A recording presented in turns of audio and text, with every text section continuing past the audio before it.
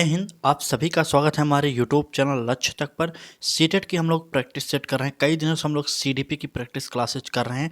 आज भी हम लोग सीडीपी की प्रैक्टिस सेट कर रहे हैं क्योंकि हमने ठान लिया है कि आपको 30 में 30 नंबर दिला कर रहेंगे। इससे पहले हमने सीटेट में 30 में 30 नंबर सीडीपी में पाया है। आप नहीं मानते तो आप हमारी पिछली वीडियो को देखिए, उसमें यह क्लासेज में अपनी मार्कशीट को अपलोड कर दिया हूँ, आप देख सकते हैं। तो चलिए आज के प्रश्न में स्पेशल ये है कि वही प्रश्न स्पेशल लेकर आए हैं जो प्रश्न पेपर में आने की संभावना हो, और एनसीईआरटी स्पेशल यह क्लास होगी। अगर आप हमारे क्लास की टाइमिंग नहीं जानते तो रोज़ाना दोपहर 1 बजे में हमारी क्लासेज होती हैं। अब तक आप हमारे चैनल से नहीं जुड़े तो जुड़ जाइए, क्योंकि जनवरी 2024 में हमारी 20 वीडियो मात्र आई थी।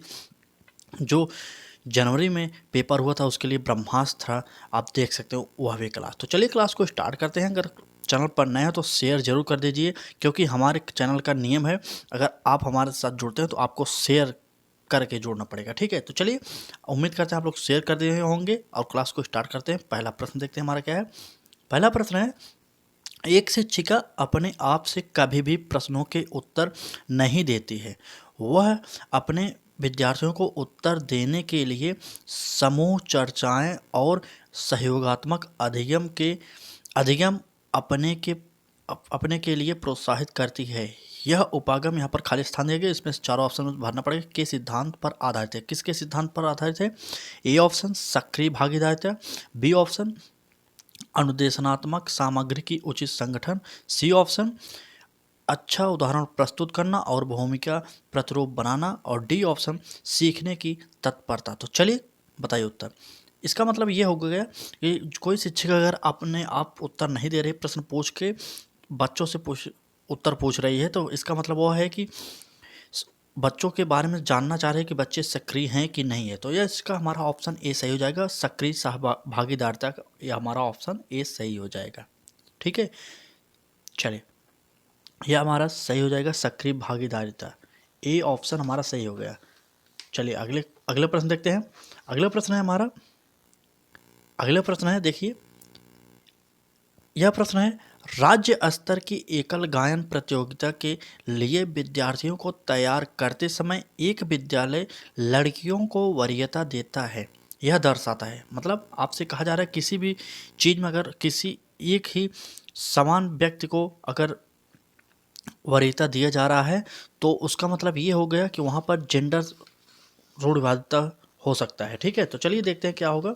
ए ऑप्शन हो गया लैंगिक पूर्वाग्रह, बी ऑप्शन वैश्विक प्रवृत्तियां, और डी ऑप्शन प्रगतिशील चिंतन, और डी ऑप्शन इनमें से कोई नहीं। सी ऑप्शन प्रगतिशील चिंतन और डी ऑप्शन इनमें से कोई नहीं। हमने आपसे पहले भी कहा लैंगिक पूर्वाग्रह, यह हमारा ऑप्शन ए सही हो जाए, क्योंकि स्पेशली अगर किसी लड़के को बढ़ाकर बताया जा रहा है, किसी लड़के के लिए स्पेशली काम बताया जा रहा है, या लड़की के लिए स्पेशली काम बताया जा रहा है, तो वहाँ पर लैंगिक रूढ़वादिता प्रदर्शित होती है। तो इसलिए हमारा इस प्रश्न का ऑप्शन ये सही हो जाएगा, लैंगिक पूर्वाग्रह, या हमारा ऑप्शन सही हो जाएगा। चलिए अगला प्रश्न देखते हैं। क्लास अच्छी लग रही है तो लाइक कर दीजिए, अगर चैनल पर न हो तो एक बार शेयर जरूर करिएगा, ठीक है। चलिए अगले प्रश्न देखते हैं। जब बच्चा फेल होता है तो इसका तात्पर्य है कि, आपसे कहा जा रहा है जब बच्चा फेल होता है तो इसका तात्पर्य क्या होता है। ए ऑप्शन देखिए, बच्चा पढ़ाई के लिए योग्य नहीं है, बी ऑप्शन बच्चों ने उत्तरों को सही तरीके से याद नहीं किया है, सी ऑप्शन बच्चों को प्राइवेट ट्यूशन लेनी चाहिए थी, और डी ऑप्शन व्यवस्था फेल हुई थी। चले कई लोग होंगे जो इन चारों ऑप्शन में चकमा खा जाएंगे, वो पहला ऑप्शन ही टिक कर देंगे, ठीक है। क्योंकि बच्चों के जो यहाँ पर कहा गया है बच्चा पढ़ाई के लिए योग्य नहीं, यह कह देंगे कई लोग, लेकिन यह गलत हो जाएगा।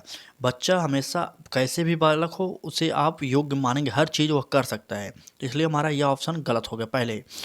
बी ऑप्शन देखिए, बच्चों ने उत्तरों को सही तरीके से याद नहीं किया। उत्तर याद कराने की जहाँ पर भी बात की जाए वह नेगेटिव शब्द होता है। सीटेट हमेशा इस प्रश्न ऑप्शन को गलत काट देता है। और सी ऑप्शन बच्चों को प्राइवेट ट्यूशन लेनी चाहिए, जी नहीं, प्राइवेट ट्यूशन की बात सीटेट करता ही नहीं। तो हमारा डी ऑप्शन सही हो गया। मतलब एक बालक अगर फेल हो रहा है तो उसमें स्कूल की जिम्मेदारी होती है। सीटेट हमेशा यही मानता है।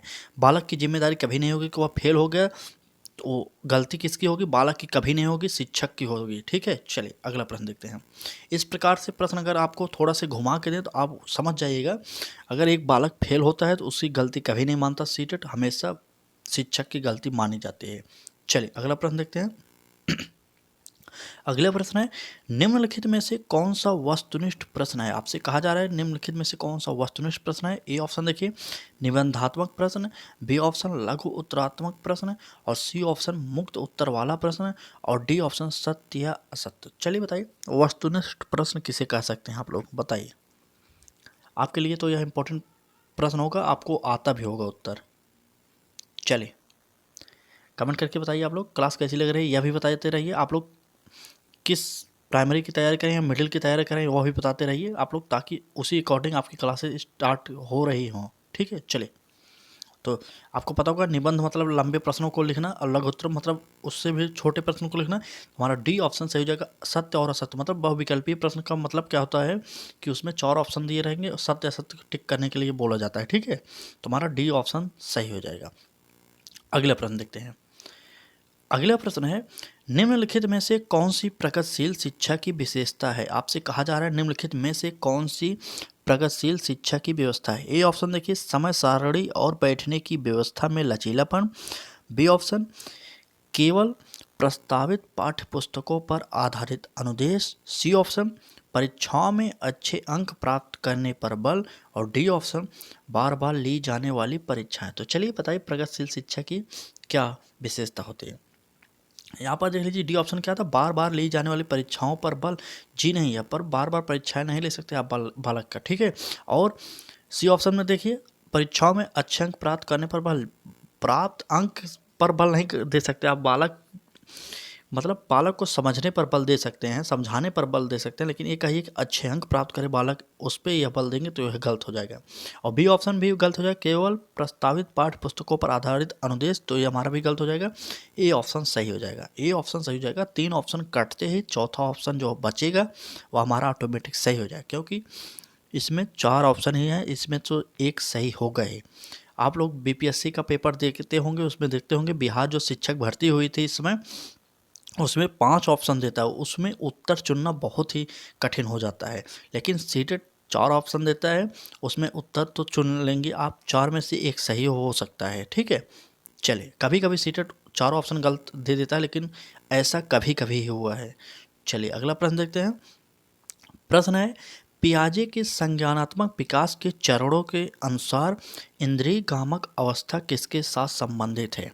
आपसे कहा जा रहा है पियाजे के संज्ञानात्मक विकास के चरणों के अनुसार इंद्रिय गामक अवस्था किसके साथ संबंधित है। चलिए ए ऑप्शन देखते हैं सामाजिक मुद्दों से सरोकार, बी ऑप्शन अनुकरण स्मृति और मानसिक निरूपण और सी ऑप्शन तार्किक रूप से समस्या समाधान की योग्यता और डी ऑप्शन विकल्पों के निर्वाचन और विश्लेषण करने की योग्यता। तो चलिए बताइए पियाजे ने 4 जो अवस्थाओं के बारे में बताओ, उसके बारे में आप विस्तार से पढ़ लीजिए, नहीं तो इससे से बनने वाले प्रश्न आपको बहुत ही कठिन महसूस होंगे अगर आप पढ़े नहीं रहेंगे। तो चलिए इस प्रश्न का उत्तर बताइए, आप लोग कमेंट करिए उत्तर बताइए।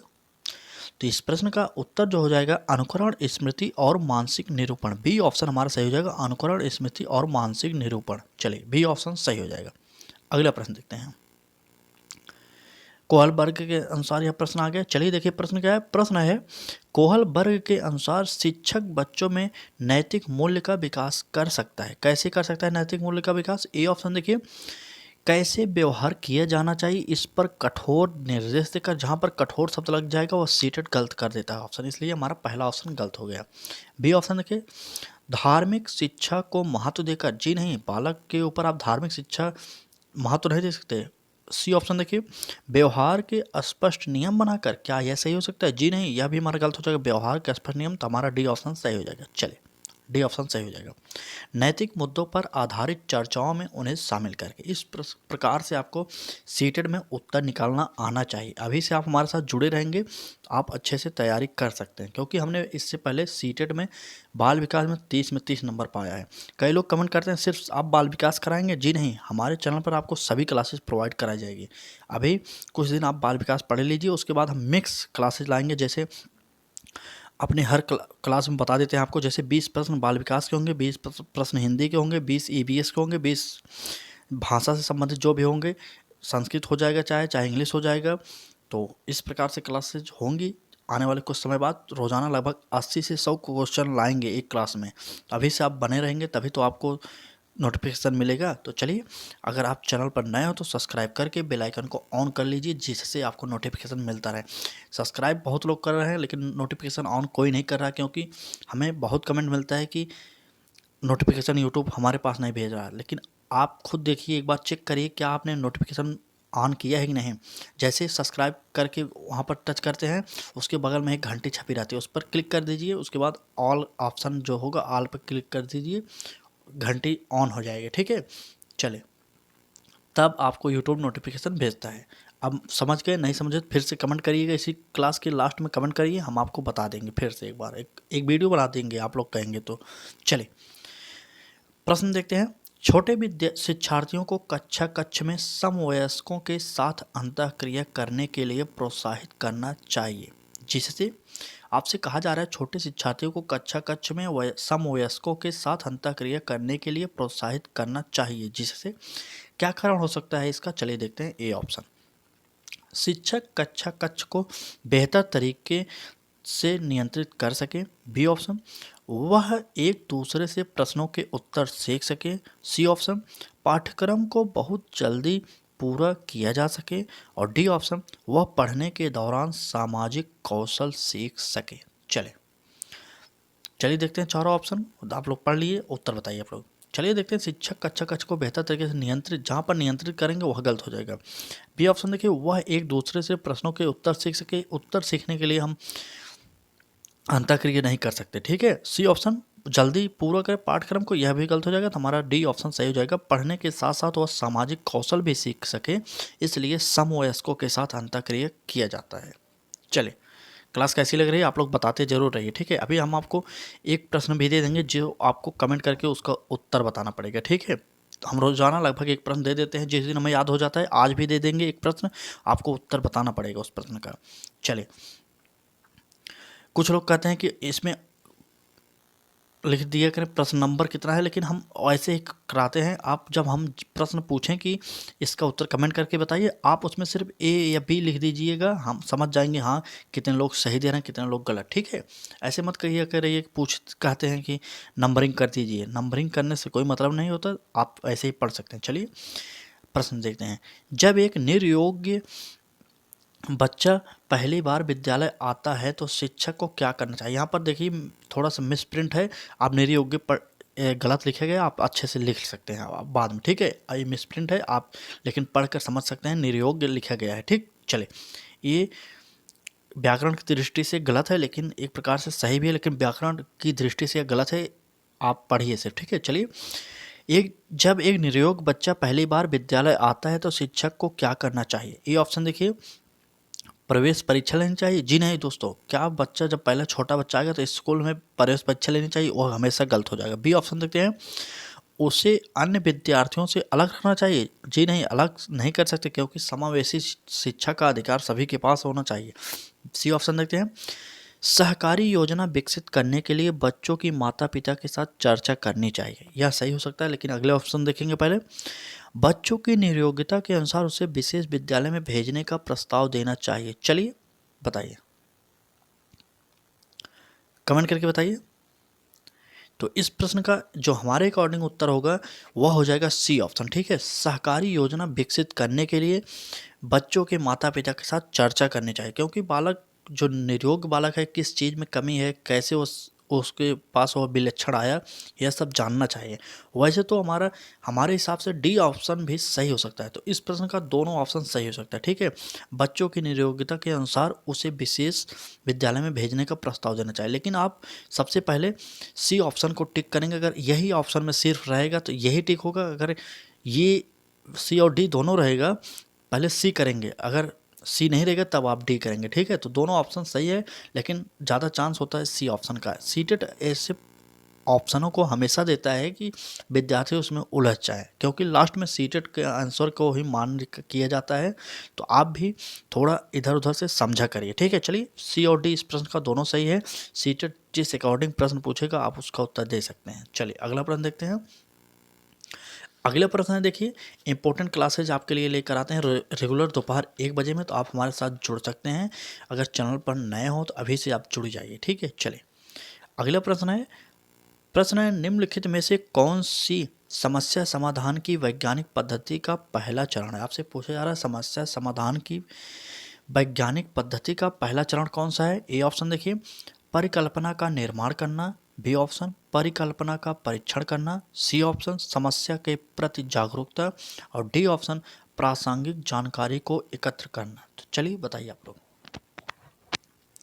चलिए कमेंट करिए निम्नलिखित में से कौन सी समस्या समाधान की वैज्ञानिक पद्धति का पहला चरण है। तो सबसे पहला चरण समस्या के प्रति जागरूकता। आपको पता होगा कि समस्या के प्रति आप जागरूक रहेंगे तभी तो आप समस्या क्या है उसके बारे में अच्छे से जान सकेंगे, तो हमारा सी ऑप्शन सही हो जाएगा। चलिए अगला प्रश्न देखते हैं।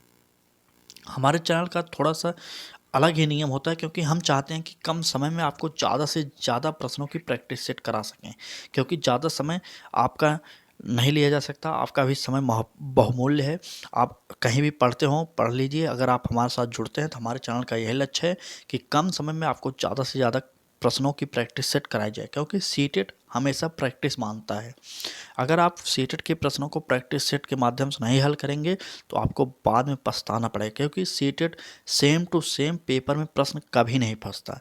यकीन मानिए जैसे हम आपको करा रहे हैं प्रश्न सेम टू सेम प्रश्न कभी नहीं फंसेगा।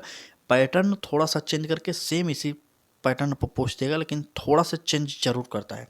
हो सकता है और 150 प्रश्न होते हैं सीटेट में, 1-2 प्रश्न आ जाएं सेम टू सेम आ जाएं, नहीं तो सेम टू सेम प्रश्न आने की संभावना मात्र 5% रहती है। आप मान जाइए 95% ऐसे चांस होता है कि सीटेट सेम टू सेम प्रश्न कभी नहीं देता, लेकिन हम कोशिश कर सकते हैं कि हाँ सेम टू सेम आ जाए। ठीक है, आप बने रहिए हमारे साथ, हम सभी प्रैक्टिस सेट करेंगे, इतने प्रश्नों की प्रैक्टिस सेट करेंगे कि सेम टू सेम प्रश्न आने की संभावना हो जाएगी। कम से कम 5000 प्रश्नों की प्रैक्टिस सेट कराएंगे CDP से सिर्फ हम।